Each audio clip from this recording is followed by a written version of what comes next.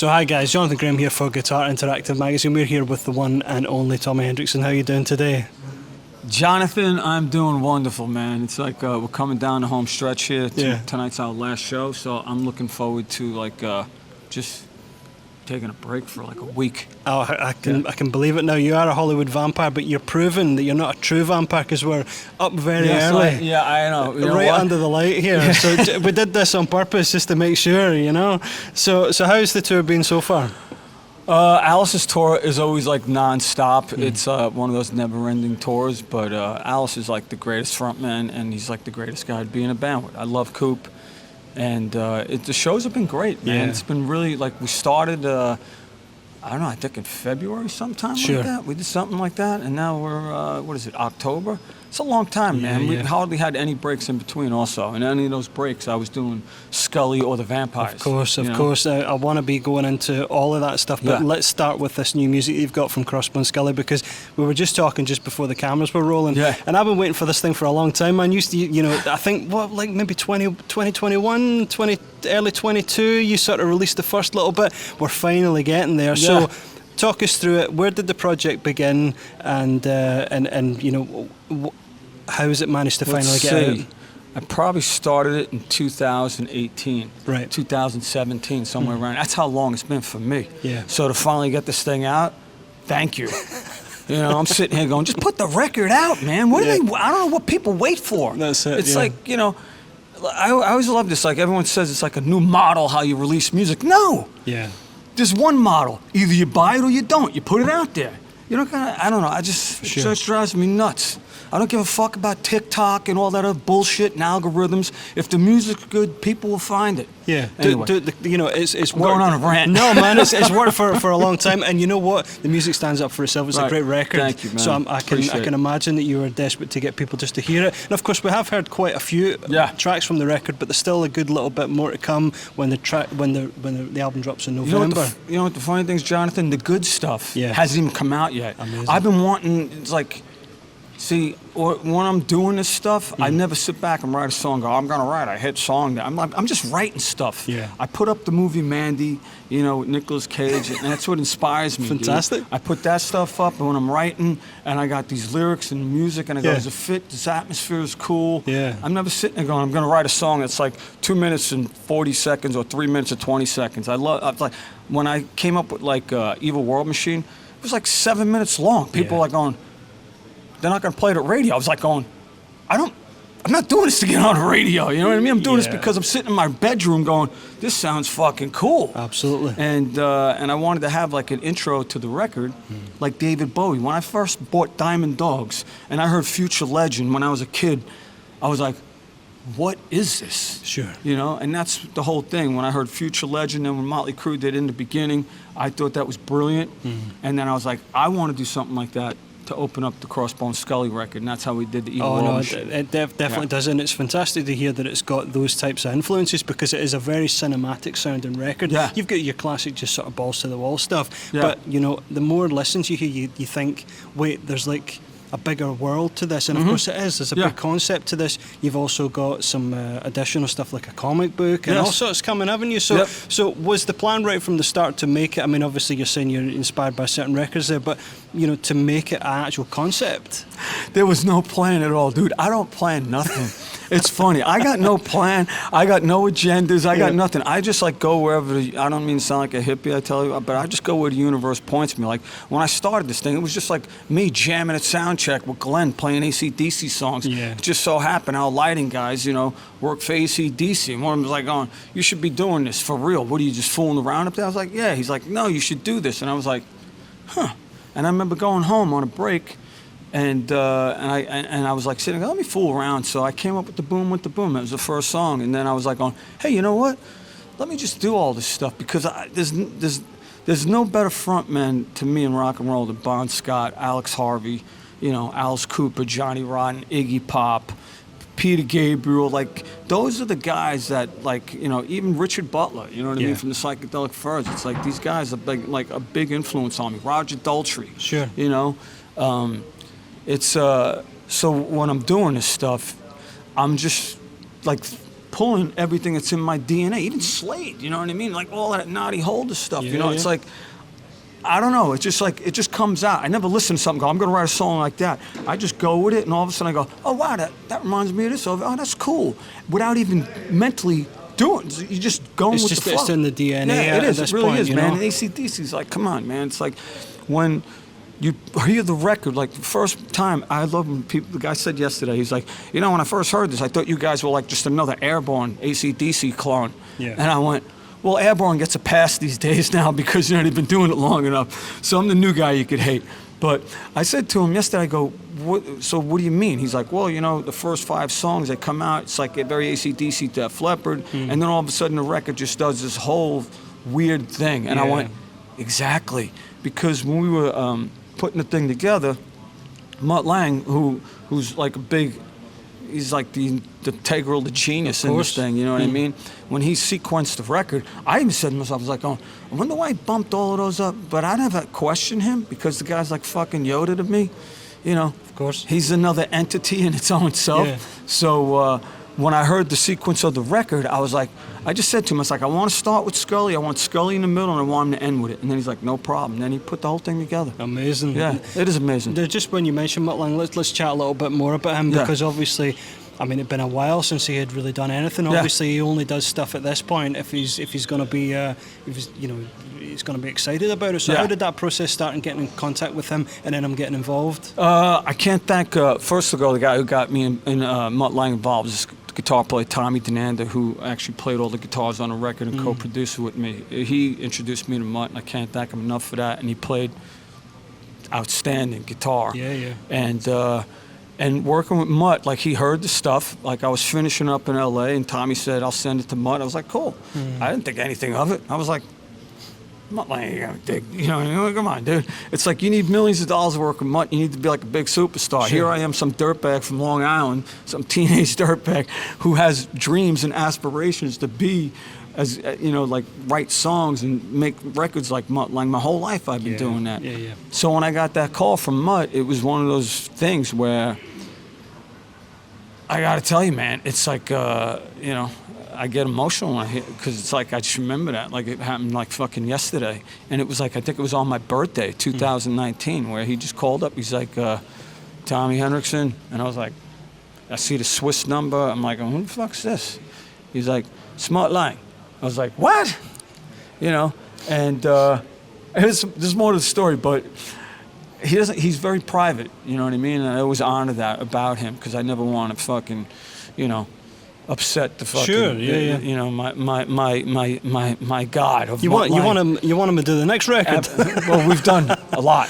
Okay, all right. We're still working today. Fantastic. Still working right now. Okay. But the greatest thing was where he said to me, he said, there's something here. And I went, really?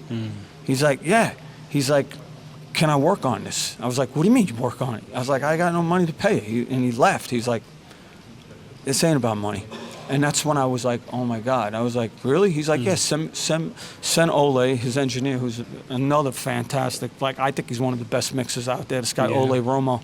Sent it to him. Next thing I know, he just took the stuff, chopped it all up. And all I remember, like a week later, I think it was like, I just see this email, the boom went to boom. And I was like, ooh, I don't want to listen to this. I was afraid to listen to it, you know what I mean? Because I was like, and I said to my wife, I was like, listen, I was like, let me stay in the room for about an hour. She's like, why? I was like, my wife doesn't even know who Mutt Lang is. I was like, I can't explain it. So I go in the room, I put the headphones on, and I hit fucking play. And all I remember is like, and I hear, because I had that in the song, but it was like a hook afterwards. And I hear that, and I go, oh my God. And I'm always singing backgrounds like Mutt. Every time I'm going, hey, you and me, boy, walk. So I do all of this shit like that. So when I heard my voice with his, I swear to God, that was like one of those points in my life where I was like going, that's it. That's the sound. And all of a sudden I hear it and I go, holy shit. And I call him up like about, after listening to it like fucking 500 times, whatever it was. And I said, hey, Mutt. He's like, you like it? And I said, this is why you were the greatest fucking producer who's ever lived. I was like, I'm gonna fanboy out now. You know what I mean? Yeah, yeah. So I just said all this stuff to him, and he said, so you want to continue? And I was like, you want to work on this? He's like, yeah, send everything you got. Amazing. And that's how it really started, man. It's amazing that we got a guy like that, you know, that took his time, which he doesn't have to do this, you know, and sit like that sings like he's still singing like I hear this stuff. It's like as soon as I hear like something, like he'll write melodies and stuff like that. Like we wrote a couple songs on the record also, and I'll send him stuff and I'll sing it, and he'll send it back to me, and he's singing it, and I'm going, sounds like Joe Elliott. Yeah, yeah. Sounds like Bryan Adams. Because that's the thing. That's what a lot of people don't realize about those great records is. It's not just about him moving dials and all that. You know, his voice is on there. You know, he'll be picking up sometimes some instruments and having a go as well, and everything. Yeah, it's amazing, like what he could do. You know, and it's just like, and to be able to do that, Jonathan, man, that like I always tell everyone, I won. I don't got to sell a record. I don't give a fuck because I won. I got to work with the greatest producer ever. Yeah. No one can say that. How many people can really say that? Absolutely. A guy who's never sold a record has done anything. I don't know anyone can say that. Man, you've done plenty. And something that you have done on Evil War Machine, of course, is you've got these not only fantastic voice, but fantastic guitar playing on there as well. Yeah, it's Tommy. Yeah.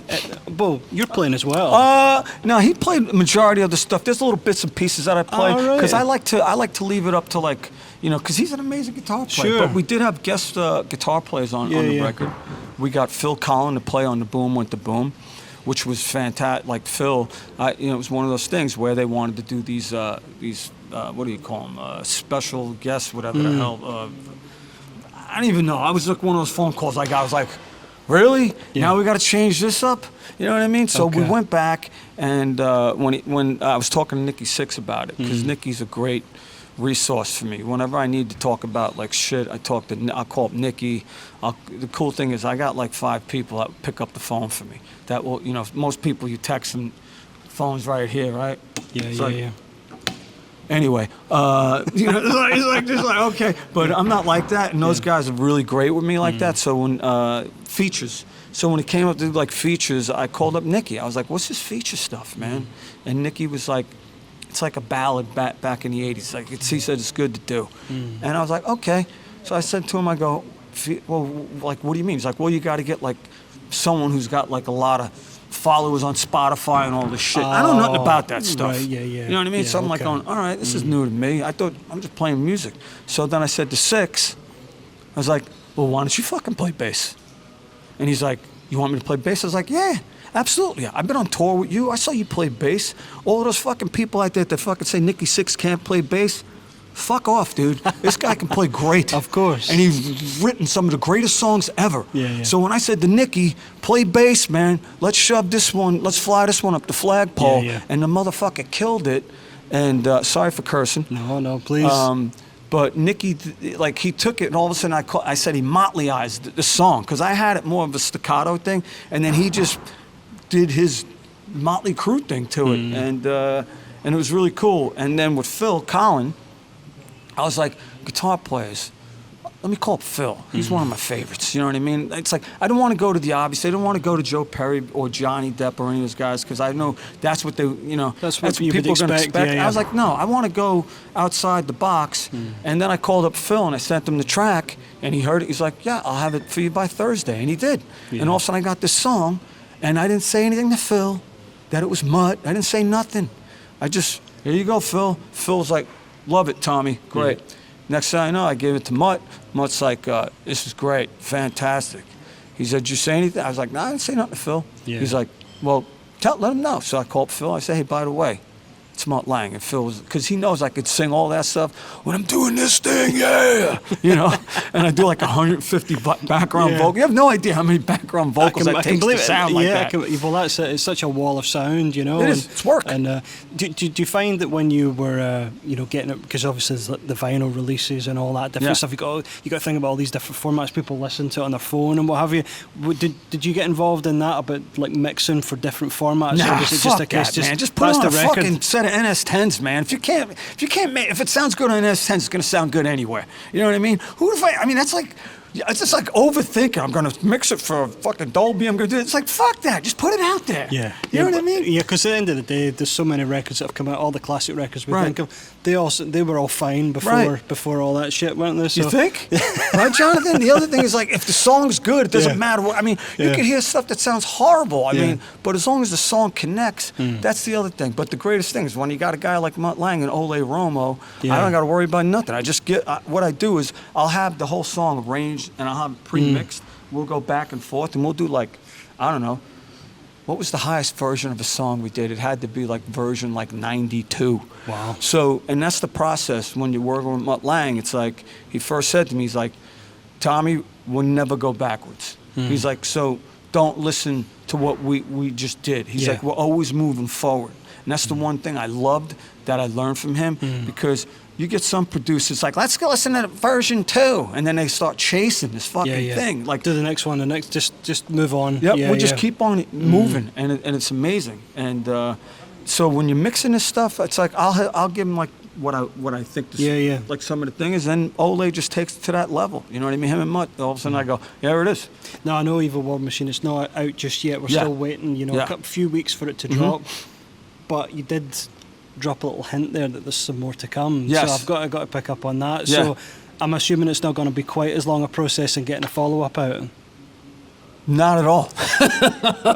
No, we got a lot of stuff. We just set up some gigs at the Viper Room in Los Angeles. It's like our record release party. Okay. So it's like we're playing November 20th and 21st. The record comes out the 22nd finally, and I got a great band of people around me, which is awesome. I got this young fucking. She's from Newcastle.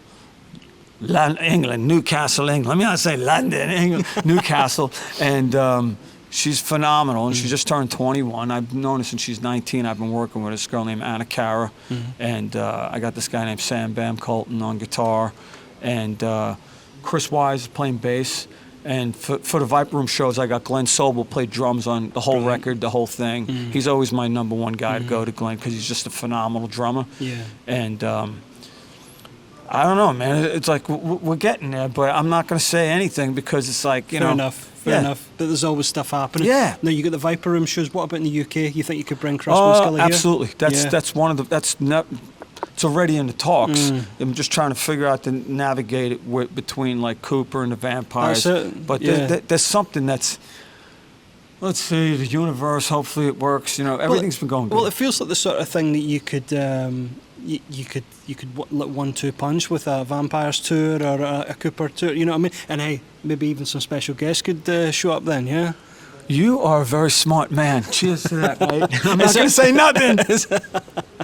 Boy, you Nostradamus to me, dude. That's good shit. You see, you got me on it. That's good. Not that you need the guests to show up, but people expect it when they, especially with you, because they know you're attached to so many people that sometimes they're like thinking, is this person going to show up? Is there a possibility on some of these shows we might see some special guests, or can you not say anything? I don't know. I think you said enough. I don't know. It's like it's more. I think it basically means when the tickets go on sale, you best get them because you don't know what's going to happen. Well, you don't know with Johnny Time. I call it Johnny Time. Sure. Johnny Time is amazing. It's like Johnny Time is just whatever time Johnny's time. That's but it's great because like to have guys like him and he's like. Seriously, I don't throw these terms around like dear friends, best friend, but he is like one of my best friends, and to have a guy like that, in reach or what, he's done so much for me, man. Like just musically, and he's such like when we do vampire stuff. Like, no one knows how talented that guy is, man. It's like, I just love the fact that he's doing his paintings now. His lyrics are fucking incredible. Like, Alice Cooper's lyrics, like another guy. He's the lyrics that Alice writes, man, he doesn't get a lot of credit for that. But Alice Cooper writes like, we'd be sitting here, he'll be spitting stuff. I'll be like going, damn. It takes me a long time to write lyrics because I'm like sitting, I'm not like a wordsmith where I can just throw shit together. I got to think about it. I got to think about, all right, am I depressed today? I'm angry. Let's see. The world sucks. Yep. I need money. It's all about like the whole thing about the Crossbone Skully record It's an unanchored, unethical, I say it's like a record about survival struggles, and it's the working class unhero record, you know what I mean? Because, like John Lennon had working class hero, but I'm a working class unhero, you know what I mean? Because I do consider it a working class record, man. It's like, it's all for the people, you know what I mean? It's about... Well, there's a big punk vibe that comes through from you, right? Oh, that's cool. So I guess like that's the anti part of you, probably. Absolutely. I got Not For Sale tattooed on my stomach like 30 years ago. Fair enough. That was a fuck you to the record companies. Well, just because of that, because you're a big punk guy. What for you is like the definitive start of punk music? That's a great question. For me, I think it would be Link Ray. Okay. I mean, when you look at all that old Link Ray stuff, that motherfucker was punk rock to me. I was like, it's like, that's a big one. But I mean, the Sex Pistols, the Clash, the Ramones, Baggy as well, eh? Yeah. But like the ones that stick out to me, my childhood, especially the Ramones. Growing up in New York, I was able to see them at Central Park when I was a kid, and just Sex Pistols. I've always that record is like one of the most brilliant records ever made. When you listen to it sonically, that record was made, like the playing on that record and the arrangements. No one gives that, I don't know, I've never heard anyone say it's a brilliant, like musically, that record is incredible. Yeah, but that's it. People get embarrassed about saying it because they think, oh, something's not technical or whatever, but they don't see what it really is. Dude, you know what I mean? Like, the it's performances, pure expression, The performances is just stellar, and I hear that stuff and I go, man, imagine recording that stuff. Yeah. Like, you're just sitting there listening to fucking Johnny Rotten, dude, singing. Like, I'd be going, it's like listening to Marilyn Manson. I was watching the show, this thing on the bus, and all of a sudden, I didn't know. I was like, oh, it sounds like Marilyn Manson. I was like, that's... Anyway, it's funny when you hear that stuff. I always say to myself, imagine hearing that stuff soloed up in the studio. Yeah. I could see some engineer going, what's this guy doing? Yeah. But it works in this thing. It's like this thing, the attitude and the character. Absolutely. So what we're going to see next from the Vampires then? We have a documentary coming out in a film, which is real excited about. I'm really excited about it because you get to see like the real shit. It ain't like some fluff piece or some Disney shit. Yeah. You know what I mean? It's like, and I don't mean that in a bad way when I say that, because I know everyone gets offended by everything these days.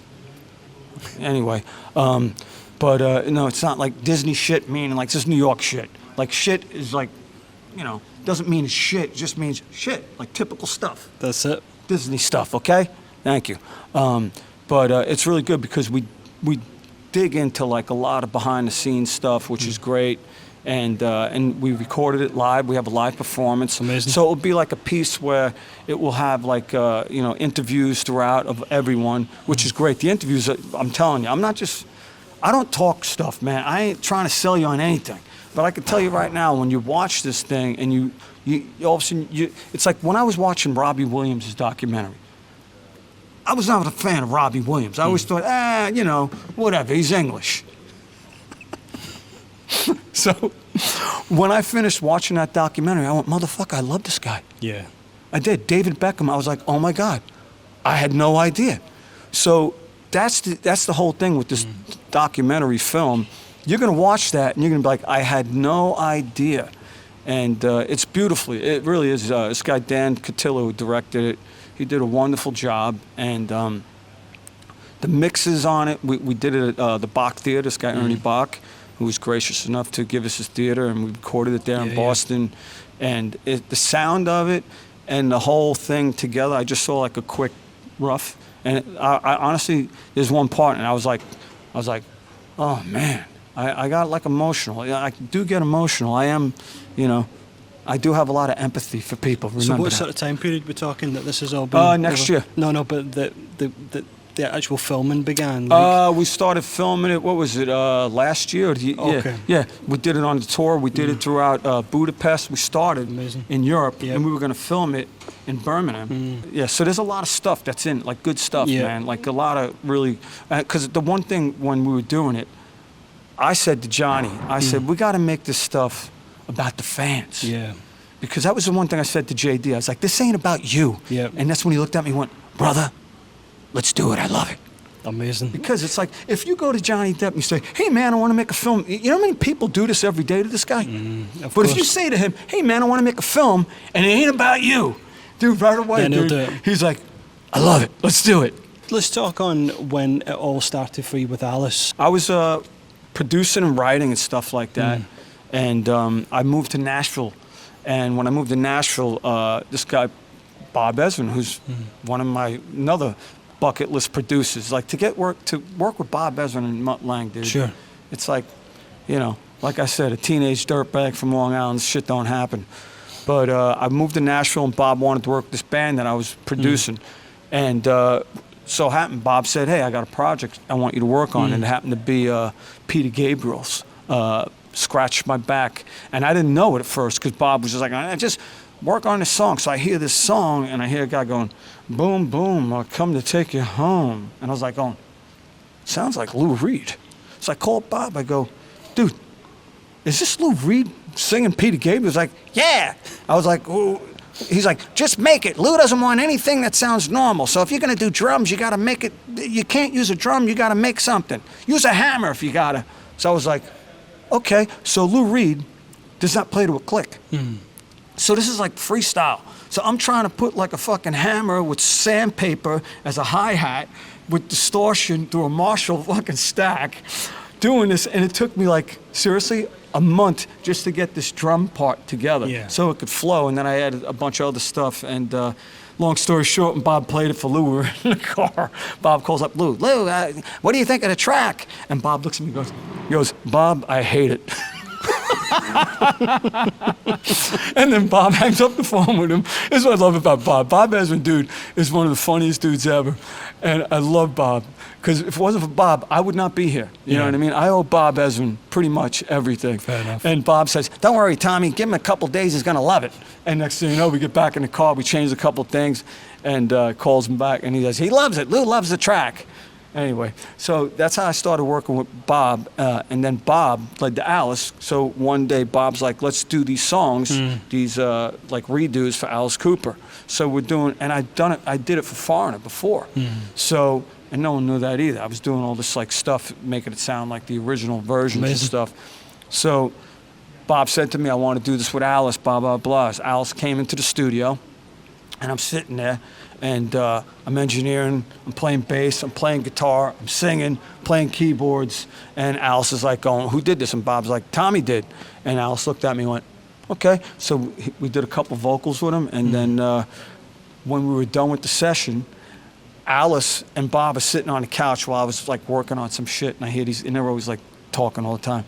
And Alice is like, what do you think of Welcome to My Nightmare? And Bob's like, I love it. And then he's like, Tommy, get to work. So, and that's how it started. And then we started working Welcome to My Nightmare. And the first song we wrote, Bob, Alice, and myself, was The Congregation. Amazing. Yeah, because I was trying to, like, what do we do, like a shuffle, like School's Out type thing. That's what I was trying to think like that. But I bet you had to pinch yourself with that. In that moment when you're writing with them and you're thinking, wait, I've just turned the clock back, because it's got such a classic vibe to it. You know, it really delivered that. There was a lot of pressure on that record. It was. But it really delivered. It was. I actually liked, because there was a lot of cool stuff on that record. And the cool thing about it was, after the record, when we were making it, Alice just looked at me and said, you want to be in a band? And I was like, what do you mean? He's like, you want to play in my band? I was like, well, what do you want me to play? He's like, guitar. I was like, all right. So I actually learned, because I could play chords and shit, but I actually learned how to play guitar. Like, when he said that to me, I want you to be in a band, I was like, all right, fuck, I'm going on YouTube. And I just watched, like, Angus Young videos, Chuck Berry, Link Ray, Ace Frehley, and that's how. So he just felt, well, you've got the vibe, you got the you're bringing what you need to get all the other parts in place for the tour. Amazing. And I wanted to learn all the songs the right way, the way the original guys played them too. That was one of my things that I really wanted to accomplish. Because when I would go back and watch all the old bands, they weren't playing it the fucking way that Buxton and Michael Bruce and Dennis Dunaway and Neil were playing it. I was like, we need to do that. Why is that? Where did this metal thing come in? You know what I mean? It's like, no, we need to do that. The classic way. Yeah. So, because the classic lineups, for me, for Alice Cooper, I love the original version and I love the Special Forces version. Those guys. I forgot those guys' names, but I just loved that version when they would do the song. They changed up the songs up, but I liked what they did. Yeah. And it was cool. There's a little bit more of a rawness to it, Yeah, isn't there? yeah. But that's what you guys have on stage right now. And of course, you've Yeah. got Nita in the band. Just Yeah. talk a little bit about her. Like, you know, how's it been to tour with her and what have you? Well, the band right now, we've been in. It's funny. I've been in this band longer than the original guys. Of course. Like, this has been the longest lineup he's ever had, and the reason that is because we all get along, you know. And the whole thing is, it's not about the fucking hour and a half on. It's about the 22 and a half hours after that, or 20 hours. Whatever the fuck it is. I'm bad at math. But, you know, it's about, can you hang out with these people, you know? And the greatest thing is, it's like, and you got to have respect for one another, you know what I mean? Like, when we break down a song, it's be me and Roxy, and we'll be like, all right, what do you want to do? You want to do here? Most of the times I play a bulk of the rhythm, you know, because I hold it down with Sure. Glenn. Of course. And then whatever, any of the 80s shit, most of the time it's Nita. She'll play the solos, and all the classic stuff will be Ryan, or I'll just play a couple stuff here and there. And just know what I mean? remember, shit means something different to Tommy. Yeah? Yes. Like, Exactly. But no, playing with them is amazing. It's like, you know, it's like everyone has their own vibe. I mean, Chuck, like, that's another thing. He doesn't get enough credit, Chuck. You know what I mean? He's fucking amazing. And, you know, when you watch the show, you got Alice's wife, Cheryl. She's back there singing background vocals. She's up there dancing. It's like, there's so many parts to this thing that really make it work. The crew is incredible. The crew's in the show, too. You got Kylie's the photographer. Yeah. He's the executioner. He's doing this. He gets stabbed. So there's so many. Dude, course. it's crazy. Of It's a crazy like, people have no idea, like, how crazy it could be up there, Yeah, where yeah. you got to know where everything's going. I mean, I've been stabbed twice by it. Like, Alice almost stuck me in the neck last night with the damn sword doing $1 Billion Babies. He came over, and when he's in show mode, Yeah. dude, you don't Just fuck get out with of the him, way, dude. yeah. No, he's in show mode. You like, as soon as that thing starts, dude, he goes to this other guy where it's just like, there he is, and then he's, you know. But I just love that about look, him, man. final one, Tommy, before Yeah. I let you go. Give us an Alice story that maybe people wouldn't know, like, because you've spent so much time with him over the years. We know he's one of the nicest guys in rock, Yeah. that's for sure. But what's a surprising story about Alice? That's a tough one, man, because I've had a lot of those where it's just, when you get it with just you and him, you know what I mean? It's like, especially with a lot of those guys, you'll get those moments, even with Joe Perry, man. Joe Perry, he's not one, like, he's a lot more like, he doesn't let a lot of people in, Joe. When Joe lets you in, man, it's and him and Johnny. But Alice, like, when we have breakfast together, or, you know, like with my kid, you know, like Uncle Alice, like Alice was the first guy that ever gave my son ice cream, you know, and he has that side to him where, you know, like even with the Crossbone Skully stuff, he helped me out so much with the story, and like he always says, anything you need, you know, I'm here for you, you know, and that goes a long way, you know what I mean? Like, it's not just, it's almost like family, you know, and this, I don't know, there's so many stories though, but you guys all know, it's like, I'm not going to say like, Alice did this, he's been amazing to me, you know, I mean, Alice Cooper had, you know, he's done, like, him and Bob Ezrin, you know, for the Alice Cooper stuff, have done nothing but amazing things for me, you know, and then Mutt Lang, you know, it's all that stuff. It's just, Hey man, it's you, you know, and congratulations on this record. Oh, thank you, man. Fantastic. Finally going to drop in November, and I'll see you tonight at the show. Yes, my man. Make me look good. I'll kill you. Thanks, man. I appreciate it.